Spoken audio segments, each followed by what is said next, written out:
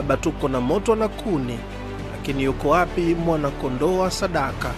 Na Abrahamu akajibu kwa maneno yenye unabii mkubwa, Mungu mwenyewe atajipatia mwana-kondoo wa sadaka. Mwanzo 22:8. Walipofika mahali Mungu alipomwonyesha Abrahamu, akajenga madhabahu, akampanga mwanawe juu ya kuni, kisha kuinua kisu na kutaka kukamilisha kile Mungu alimwagiza.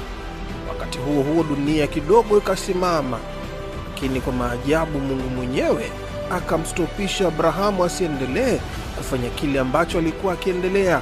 Mwanzo 22:12. Usimnyoshee kijana mkono wako wala usimfanye chochote. Abrahamu akaangalia pembeni, mara ghafla akamwona kondoo dume amenaswa pembe zake kwenye kichaka cha miiba. Mpendo, Mungu akatoa mbadala wa sadaka. Ikisha Abrahamu akamtoa yule kondoo dume awe sadaka badala ya mwanawe Isaka. Mwanzo 22:13. Na mahali pale akapaita jina Yehova Yire, maana yake Bwana atatoa. Mwanzo 22:14.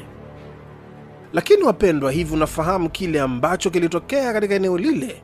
Kilikuwa na unabii mzito ndani yake, kwamba Mungu alikuwa akimwonyesha